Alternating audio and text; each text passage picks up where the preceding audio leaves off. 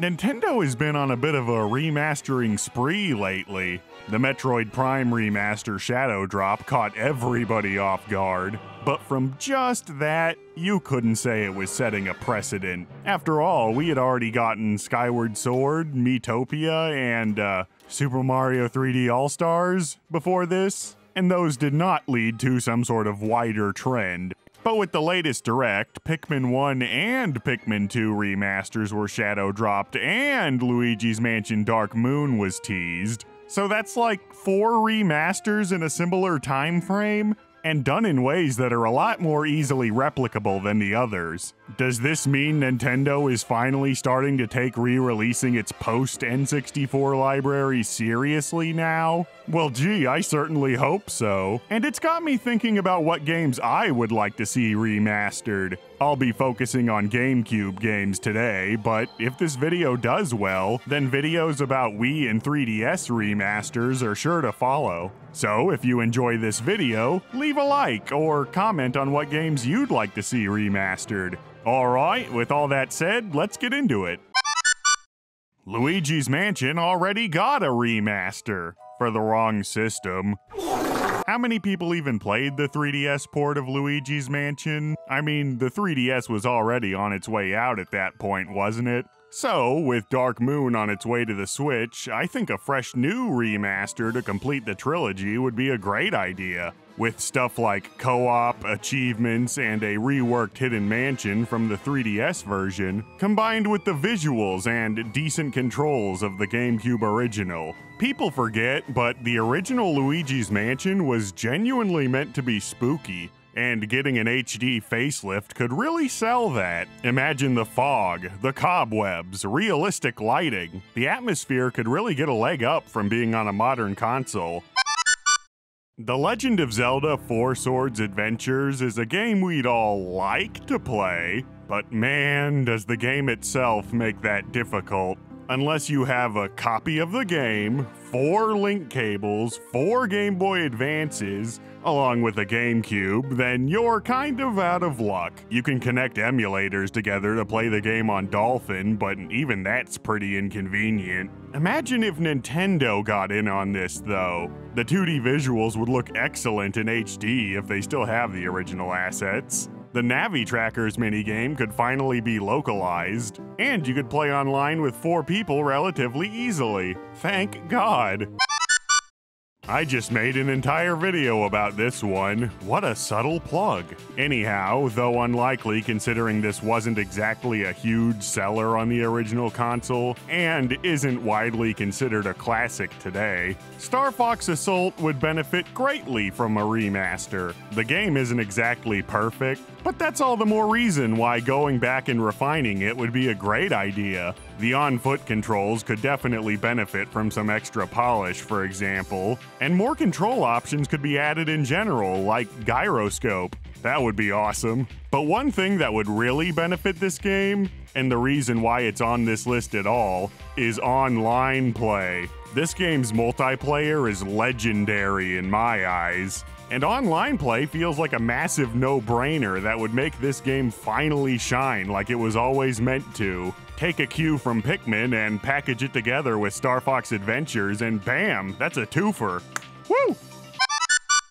It's hard to believe that Nintendo of all companies published Eternal Darkness. It was their first rated M game after all. This one is considered an all-timer for the GameCube and would really benefit from being ported to a modern console. Seriously, just imagine what a Metroid Prime-esque facelift could do for this game. Are you imagining it? Okay, good. The way Eternal Darkness screws with you is one of a kind, but also a bit dated at parts. Imagine if it was updated for modern televisions. Truth is, I want to spoil as little of this game as possible, so let's just leave it at that. How many of you like Ike? How many of you have played Ike's games? Yeah, and who could blame you? Here, let me get on eBay real quick.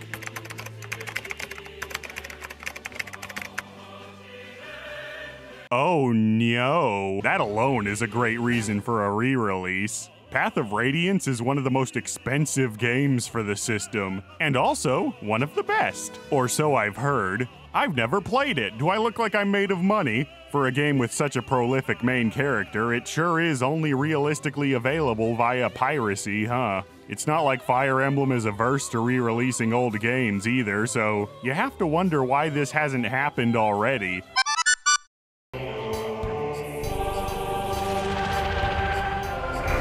Well, duh. We've gotten Metroid Prime 1, so this feels inevitable, right? Some rumors state that Metroid Prime 2 and 3 will be getting much simpler remasters than the first. But with how good the first Metroid Prime looks, that'd be a darn shame. I don't know if this is a controversial opinion, but I like Prime 2 a lot more than Prime 1. Something about the world and story stuck with me a lot more. I guess I just like moth people. So, you know, it'd be a shame if the game was treated as lesser just because it wasn't the first one, you know? Not much to say about this other than that. Make it like the first, or you're the worst. Just kidding, I'd be fine with whatever. Billy Hatcher and the Giant Egg. Yes, really. Definitely a dark horse pick specifically for me and nobody else. And the only non-Nintendo game on this list. Other companies are way better at re-releasing old games, as it turns out.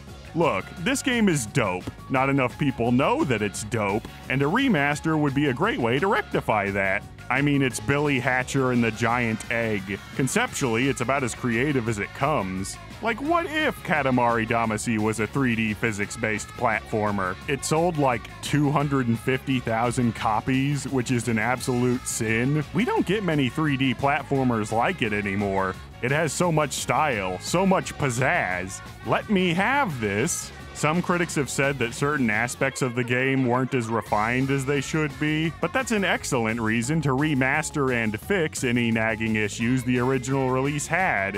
What with the physics and the camera, it could go from a solid 8 out of 10 to a 9 out of 10 easy. Okay, yes, I know that Skip, the developer of Chibi Robo, is dead.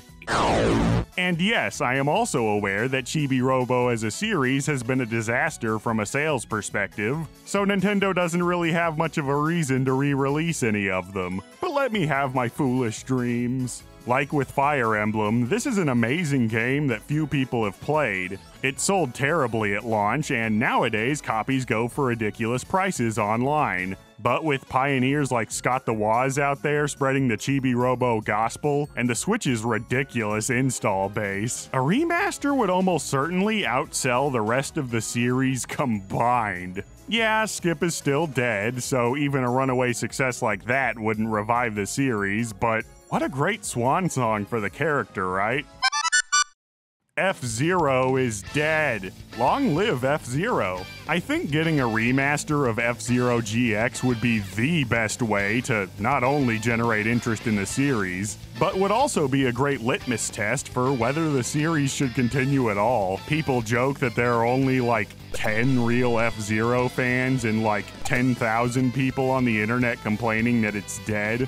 So now is the perfect opportunity to see if that's true. I mean, it's a more realistic option than them making an entirely new game at this point. Of course, the game itself is excellent, still one of the best of its kind to this day, and it is also insanely difficult. It makes me think Nintendo would add a new, easier mode if they ever revisited this game. Seeing the source cutscenes from Pikmin 2 in beautiful HD really made me think of this game. It has so many wacky pre-rendered cutscenes. I hope Sega is as good at preserving development material as Nintendo apparently is. Add online play and I think we're golden. If you're a longtime viewer of this channel, this should come as absolutely no surprise. But Paper Mario, baby! Woo! Easily one of the best games on the system, and one that would benefit heavily from a remaster. An HD Thousand Year Door would basically look brand spanking new, considering all the characters are, you know, flat textures. No need for new models or anything. Fans have pretty much already done this, and that's without the original assets. Imagine what Nintendo could do. Gameplay-wise, certain areas with questionable pacing in relation to backtracking could be streamlined. And, best of all, the game could be completely uncensored. We all love the implied dead Toad, But the most important thing would be to restore Vivian's trans identity plotline, which was notoriously censored by Nintendo of America back in the day. Cringe.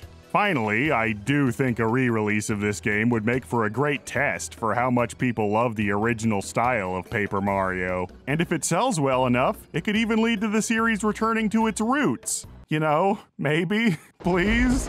Anyways, that's all I have to say. I know there are a few big names not on this list, and probably a lot of small names that aren't on this list. So I'm pretty excited to see the comment section and the hows, whats, and whys of what remasters you all want to see. So let me have it, and see you next time.